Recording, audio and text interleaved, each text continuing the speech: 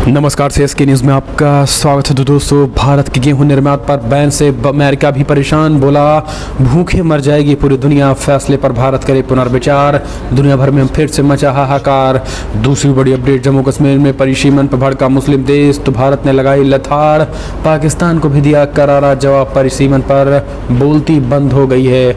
तीसरी बड़ी अपडेट निकल के आ रही है दोस्तों, जहां काबुल में दूतावास खोलने की तैयारी में भारत। बड़ी खबर निकल के आ रही है, पाकिस्तान को करारा झटका देने की तैयारी में है। दरअसल पाकिस्तान और अफगानिस्तान में इन दिनों खींची हैं तलवारें। चौथी बड़ी अपडेट निकल के आ रही है, कंट्रोल में नहीं महंगाई, अप्रैल में 3 दशक के रिकॉर्ड स्तर पर थोक मुद्रास्फीति, वो हम आपको बताएंगे। इस बीच ट्राई के सिल्वर जुबली समारोह में गरजे प्रधानमंत्री मोदी ने 5G स्टेट बेड का किया लॉन्च। आखिर 5G टेक्नोलॉजी कितनी तेजी के साथ भारत आने जा रही है, वो भी हम आपको बताएंगे। इस बीच रशिया को घेरने के अमेरिकी प्लान के बीच में आया तुर्की, फिनलैंड और स्वीडन के विरोध की बताई वजह, तो एक एक करके आपको विस्तार से बताएंगे। जहां शिवलिंग मामले में चारों तरफ की दीवार हटा दी जाए, कोर्ट में एक और अर्जी देगा हिंदू पक्ष। दरअसल बड़ी खबर निकल के आ रही है, शिवलिंग मिला है और उसका वीडियो भी हो गया वायरल। लोगों में, हिंदुओं में फूटा है गुस्सा, सुप्रीम कोर्ट पहुंच चुका है मामला, तो एक एक करके आपको विस्तार से बताएंगे। लेकिन उससे पहले छोटा सा निवेदन, अगर आपने चैनल को सब्सक्राइब नहीं किया, पल पल के अपडेट के लिए चैनल को सब्सक्राइब करना ना भूलें दोस्तों। और अगर आप भी मानते हैं कि पीएम मोदी के नेतृत्व पे देश को आपको भरोसा और देश की इंडियन आर्मी पे आपको गर्व है, तो इस वीडियो को लाइक करके अपना समर्थन दर्ज करें। दरअसल पहली बड़ी अपडेट निकल के आ रही है, आपको बता दें, भारत की गेहूं निर्यात पर बैन से अमेरिका भी परेशान, बोला भूखे मर जाएगी दुनिया, फैसले पर पुनर्विचार करे भारत। भारत ने हाल ही में गेहूं के निर्यात पर बैन लगा दी है, जिसके चलते पूरी दुनिया में गेहूं की कीमतें आसमान छूने लगी हैं। दुनिया के सबसे अमीर देश में से अमेरिका भी भारत के इस फैसले पे परेशान हो उठा है। हालांकि अमेरिका को उम्मीद है कि भारत गेहूं के निर्यात पर प्रतिबंध लगाने पर अपना फैसला जो है वो पलटेगा, पुनर्विचार करेगा। अमेरिका ने कहा है कि जिन देशों ने गेहूं के निर्यात पर बैन लगाया है, वो उनसे अनुरोध करते हैं कि कृपया इस चीज़ को एक बार फिर से आप पुनर्विचार करें, ताकि ये चीज़ें जो है अब आपको समझ में आ सके। यानी पुनर्विचार करने की मांग जो है वो कर रहे हैं, पुनर्विचार की मांग करने की बात कर रहे हैं। अब आप क्या देखते हैं, अमेरिका ने स्पष्ट कर दिया है, भारत ने स्पष्ट कर दिया है कि पहले भारत, यानी पहले हम अपना देखेंगे और फिर हम आपका देखेंगे, और इस तरीके से उन्होंने ये बातें कही हैं। हालांकि आपको बता दें, उन्होंने उन देशों को अनुरोध करने की बात कही है। अब भारत की तरफ से आपको बता दें कि पूरी दुनिया में पूरी रोक दिया गया है गेहूं उत्पादन। देश जो है भारत दूसरा सबसे बड़ा देश है। गर्मी और लू की वजह से गेहूं उत्पादन प्रभावित होने की चिंताओं के बीच भारत ने अपने प्रमुख खाद्यान्नों की कीमतों में आई भारी तेजी पर अंकुश लगाने के मकसद से गेहूं के निर्यात पर प्रतिबंध लगा दिया। इस निर्णय से गेहूं और गेहूं के आटे की खुदरा कीमतों को नियंत्रित करने में मदद मिलेगी, जो पिछले 1 सालों से औसतन 40 से 20% बढ़ी है। और इसके अलावा पड़ोसी और कमजोर देशों की खाद्यान्न आवश्यकता को भी पूरा करने में मदद मिलेगी। संयुक्त राष्ट्र में अमेरिकी राजदूत लिंडा थॉमस ग्रीनफील्ड ने सोमवार को एक virtual New York foreign press centre briefing के दौरान ये बातें कही हुई हैं। हम चलते हैं एक और अपडेट, जम्मू कश्मीर में परिसीमन पर भड़का मुस्लिम देशों का संगठन OIC, तो भारत ने लगाई लताड़। जम्मू कश्मीर में परिसीमन को लेकर इस्लामिक सहयोग संगठन OIC ने आपत्ति जाहिर कर दी है। OIC की तरफ से परिसीमन को लेकर कई ट्वीट किए गए। OIC ने महानिदेशक ने इसे अंतर्राष्ट्रीय कानून का उल्लंघन बता डाला। वहीं आपको बता दें, भारत की तरफ से अब इस्लामिक देशों को करारा जवाब दे दिया गया है। भारत की तरफ से ऐसा जवाब दिया गया है कि अब न तो दिखने लायक हैं और ना ही दिखाने लायक हैं, और यही कारण है कि अब मुस्लिम देशों की उस एजेंडे को पूरी तरीके से बुलडोजर चला दिया है भारत ने, और संगठन को करारा जवाब दिया है। भारत का इशारा पाकिस्तान की भी तरफ था, और भारत की तरफ से भारत ने भी इस्लामिक संगठनों को फटकार लगाते हुए कहा है कि OIC को किसी एक देश के सह पर सांप्रदायिक एजेंडा नहीं चलाना चाहिए। असल में पाकिस्तान की तरफ से ये एजेंडा किया जा रहा है। और इसी विषय पर पूछे गए सवालों पर विदेश मंत्रालय अरिंदम बगाची ने कहा कि हमें आश्चर्य है कि OIC ने एक बार फिर भारत के आंतरिक मामलों को लेकर गैर जरूरी टिप्पणी की है। उन्होंने कहा है कि पहले भी भारत सरकार केंद्र शासित प्रदेश जम्मू कश्मीर को लेकर OIC के बयानों को खारिज कर चुका है। जम्मू कश्मीर भारत का अभिन्न हिस्सा है और रहेगा। OIC के महासचिव हिसेन इब्राहिम ताड़ा ने कहा था जिन्हें जम्मू कश्मीर की डेमोग्राफी बदलने को लेकर चिंता है, वो जम्मू कश्मीर के लोगों के अधिकारों से छेड़छाड़ है। उन्होंने एक ट्वीट में कहा है कि संयुक्त राष्ट्र सुरक्षा परिषद के प्रस्ताव के तहत वहाँ के लोगों को निर्णय लेने का अधिकार है। और इस तरीके से आपको बता दें, पाकिस्तान पर भी इनडायरेक्टली उन्होंने बड़ा हमला बोला, क्योंकि पाकिस्तान ही OIC में इस मुद्दे को उठाने वाला वो देश है। हम चलते हैं एक और अपडेट। गेहूँ आपको बता दें, अगली खबर निकल के आ रही है, गेहूँ का एक्सपोर्ट बंद करने पर भारत के साथ आया चाइना। कहा, हम जैसे देशों को दोष देना गलत पूरी तरीके से। गेहूं की बढ़ती कीमतों पर देखते हुए भारत ने निर्यात पर प्रतिबंध लगा दिया, तो यूरोप में कीमतों में उछाल देखने को मिल गया। रूस और यूक्रेन के बीच युद्ध के चलते गेहूं की आपूर्ति प्रभावित हुई है, जिसकी वजह से गेहूं की कीमतें बढ़ रही हैं। और अब इस मामले में चीन भी भारत के साथ दिखाई दे रहा है। दरअसल आपको बता दें, निर्यात पर बैन लगाने को लेकर चीन की सरकारी मीडिया ग्लोबल टाइम्स ने कहा है कि इसमें हम जैसे देशों का कोई दोष नहीं है। दरअसल इस निर्यात बैन को लेकर G7 ने भारत की आलोचना की थी और चाइना ने कहा है कि G7 देशों के कृषि मंत्री भारत से गेहूं के एक्सपोर्ट पर लगी रोक को हटाने की मांग कर रहे हैं, और वो देश खाद्यान्न बाजार को स्थिर करने का प्रयास खुद नहीं करते हैं। और इसी को लेकर चाइना ने फिलहाल भारत का समर्थन किया। हम चलते हैं कॉर्पोरेट आपको बता दें, अगली खबर निकल के आ रही है, जहां काबुल में दूतावास खोलने की तैयारी में भारत पाकिस्तान को करारा झटका देने की भी है तैयारी। दरअसल अफगानिस्तान में भारत फिर से अपना दूतावास खोलने की संभावना तलाश रहा है। सीनियर डिप्लोमेट के बिना भारत काबुल में दूतावास खोलने को देख रहा है, और इसी को लेकर अब भारतीय सुरक्षा अधिकारियों की एक टीम फरवरी में अपनी स्थिति का आकलन करने के लिए काबुल पहुंची थी। इंडियन डायरेक्टर ने सूत्रों के हवाले से बताया है कि काबुल दूतावास सिर्फ संपर्क के मकसद के लिए कर्मियों के काम करेगा, जो कि काउंसलर सेवाओं तक विकसित किया जा सकता है।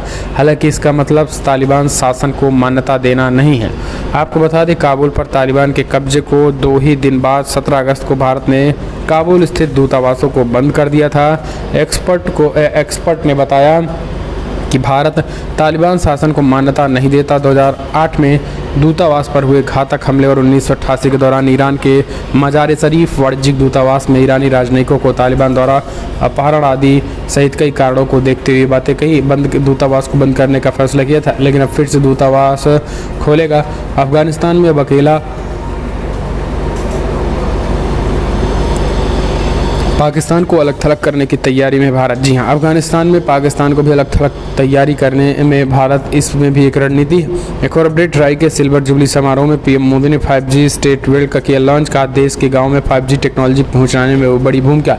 दोस्तों, 5G का डंका जो है भारत में बजने वाला है। प्रधानमंत्री नरेंद्र मोदी ने 5G का डंका बजा दिया है। प्रधानमंत्री मोदी मंगलवार को यानी भारतीय दूरसंचार नियामक प्राधिकरण ट्राई के सिल्वर जुबली समारोह में हिस्सा लिया, और इस दौरान उन्होंने 5G स्टेट वेड लॉन्च किया। पीएम मोदी ने कहा है कि मुझे देश का अपना खुद से निर्मित 5G टेस्ट बेड राष्ट्र को समर्पित करने का अवसर मिला, और ये टेलीकॉम सेक्टर में क्रिटिकल और आधुनिक टेक्नोलॉजी की आत्मनिर्भरता की दिशा में एक अहम कदम है। मैं इस प्रोजेक्ट से जुड़े सभी साथियों को, हमारे IITs को बहुत बधाई देता हूं। अपने संबोधन में पीएम मोदी ने कहा है कि 5GI के रूप में जो देश का अपना 5G स्टैंडर्ड बनाया गया है, वो देश के लिए गर्व की बात है, और ये देश के गाँव में 5G टेक्नोलॉजी पहुँचाने की बड़ी भूमिका निभाएगा। और इसके अलावा उन्होंने कहा है कि 21वीं सदी के भारत में कनेक्टिविटी देश की प्रगति की गति को निर्धारित करेगी। हम चलते हैं और अपडेट आपको बता दें, रूस को घेरने के अमेरिकी प्लान के बीच में आ गया तुर्की। फिनलैंड और स्वीडन के विरोध की बताई वजह। दरअसल फिनलैंड और स्वीडन के नाटो में शामिल होने को लेकर रशिया भड़का हुआ है। इसी बीच तुर्की ने भी कुछ ऐसा ही कह दिया है, जिससे अमेरिका परेशान हो गया है। रिपोर्ट्स के मुताबिक तुर्की के राष्ट्रपति रेजब तैयब एर्दोगान ने कहा है कि कुर्द आतंकियों पे अंकारा के रुख के कारण स्वीडन और फिनलैंड को नाटो में शामिल होने की इजाज़त नहीं दे सकते हैं। उन्होंने कहा है कि दोनों में आतंकवाद के खिलाफ एक स्पष्ट रुख की कमी है। स्वीडन आतंकी संगठनों के लिए एक घोंसला जैसा है। एर्दोगान ने कहा है कि तुर्की नाटो में शामिल होने के लिए तुर्की पर प्रतिबंध लगाने वाले देशों को इजाज़त नहीं देगा। तो ये चीज़ें जो है निकल के आई हैं। हम चलते हैं और अपडेट लेते हैं। कराची यूनिवर्सिटी अटैक के बीच चीन को बर्दाश्त से बाहर हुए नागरिकों पर हमले, पाकिस्तान पर डाला सख्त सजा का दबाव। दरअसल 16 मई को चीन के प्रीमियर ली केंगियान ने पाकिस्तान के पीएम शहबाज शरीफ से बातचीत की। चीनी सरकारी मीडिया रिपोर्ट्स के मुताबिक शहबाज शरीफ ने चीन पाकिस्तान कॉन्वे कॉरिडोर में तेजी लाने की बात कही।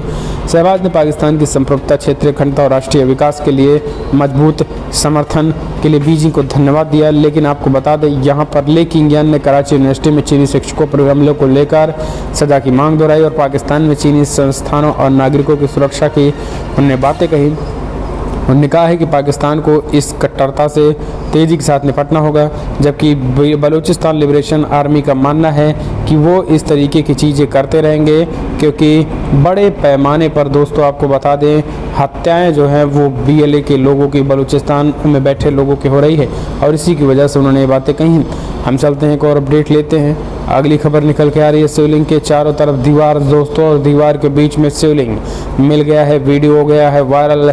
दरअसल आपको बता दें जिस शिवलिंग को लेकर विवाद मचा हुआ है उस शिवलिंग का वीडियो वायरल हो गया है और आपको बता दें शिवलिंग का वीडियो वायरल होने के बाद हड़कंप मच गया है और शिवलिंग वायरल होने के बाद हड़कंप मचा है, जिसके बाद से अब ये कहा जा रहा है कि वो पूरी तरीके से दोस्तों आपको बता दें वो शिवलिंग है। और शिवलिंग पर सबसे बड़ी बात यह है कि वो वजू स्थल है, यानी जिस जगह पे शिवलिंग था उसी जगह को वो वजू स्थल बना दिए हैं। सबसे दुखद खबर ये है क्योंकि हमारे भगवान शिव के लिंग पर ही वो सब जो है अभी तक थूकते आए हैं, हाथ धोते आए हैं और कुल्ला करते आए हैं। तो ये बात समझ सकते हैं कि वजू स्थल जो है उसे बना दिया गया है। और सबसे बड़ी बात यह है कि अब लोगों में भारी गुस्सा है और शिवलिंग के चारों तरफ दीवार हटा दी जाए। कोर्ट में एक और अर्जी देने को हिंदू पक्ष ने ऐलान कर दिया है। सुप्रीम कोर्ट में सुनवाई हो रही है और लोगों में इस बात का गुस्सा है कि ऐसी जगह पे वजू स्थल बना है जहां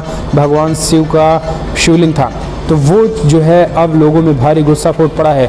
लेकिन आपको बता दें कोर्ट ने आदेश देते हुए तत्काल पूरे मस्जिद को सील करने के बाद केवल उन्होंने वजू स्थल को सील कर दिया गया है, वहाँ कोई वजू नहीं होगा।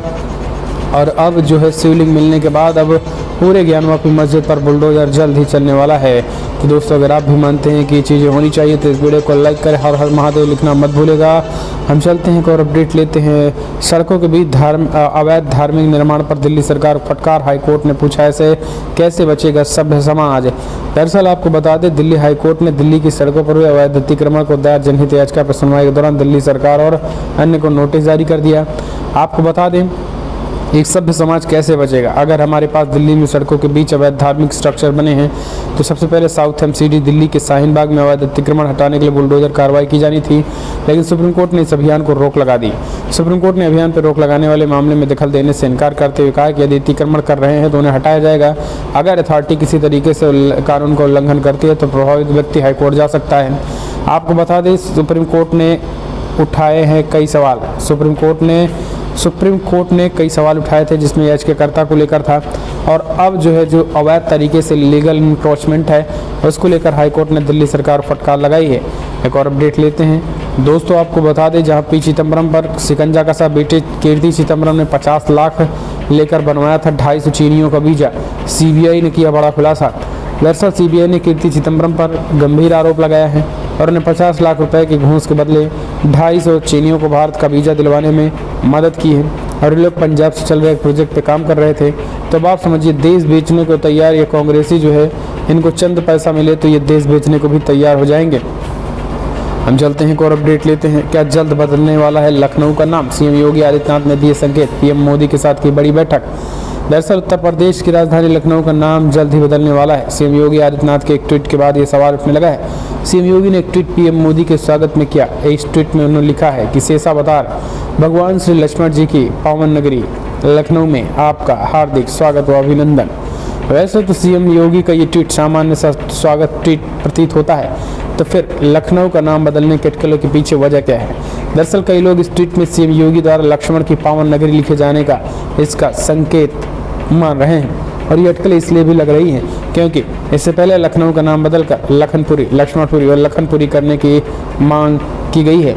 तो लखनपुरी जो है वो जल्द ही लक्ष्मणपुरी होने वाला है और यही कारण है कि अब जल्द ही लखनऊ का नाम बदलने वाला है।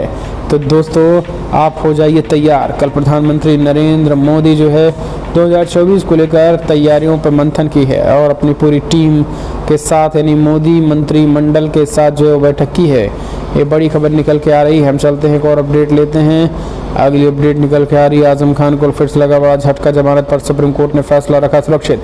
समाजवादी पार्टी कद्दावर नेता आजम खान के खिलाफ एक के बाद एक दर्ज मामलों को लेकर सुप्रीम कोर्ट ने यूपी सरकार से कहा कि आजम खान को आतन अपराधी हैं और उनको जमानत नहीं मिलनी चाहिए। वहीं सपा के नेता वकील ने आरोप लगाया कि यूपी सरकार और उनके मुवक्किल को राजनीतिक द्वेष का शिकार बना रही है। उच्चतम न्यायालय ने दोनों पक्ष की दलील सुनने के बाद अपना फैसला सुरक्षित रख लिया। आजम खान के खिलाफ दर्ज हुए हालिया एफआईआर को लेकर यूपी सरकार ने बताया है कि वर्ष 2020 में मामले में एफआईआर दर्ज हुई थी। तो ये चीज़ें जो है वो निकल के आ रही हैं और अब आप कमेंट के माध्यम से अपने सुझाव देना ना भूलें। हम चलते हैं और अपडेट। मथुरा की शाही ईदगाह को भी सील करने की याचिका कोर्ट ने स्वीकारी। 1 जुलाई को होगी सुनवाई। इस वक्त की बड़ी खबर निकल के आ रही है। आपको बता दें, एक नहीं अब देश के 30,000 मंदिरों पर चलेगा बुलडोजर। जी हाँ, और यही कारण है कि मथुरा के शाही ईदगाह को भी सील करने की याचिका कोर्ट ने स्वीकार कर ली है। उत्तर प्रदेश की वाराणसी स्थित बहुचर्चित ज्ञानवापी मस्जिद को लेकर जारी विवाद के बीच अब मथुरा को श्री कृष्ण जन्मस्थली के पास स्थित शाही ईदगाह को सील करने की याचिका 1 जुलाई को स्वीकार कर ली गई। 1 जुलाई को सुनवाई होगी और 1 जुलाई को जो है कुछ बड़ा फैसला आने वाला है, खास करके शाही ईदगाह के मामले में भी। और ये हम इसलिए भी कह रहे हैं क्योंकि कोर्ट जो है इससे पहले भी आपको बता दें यादवों के पक्ष को बड़े पैमाने पर यादवों के पक्ष को भी जो है इसमें उन्होंने समेट लिया है। तो कमेंट के माध्यम से दोस्तों आप अपने सुझाव देना ना भूलें।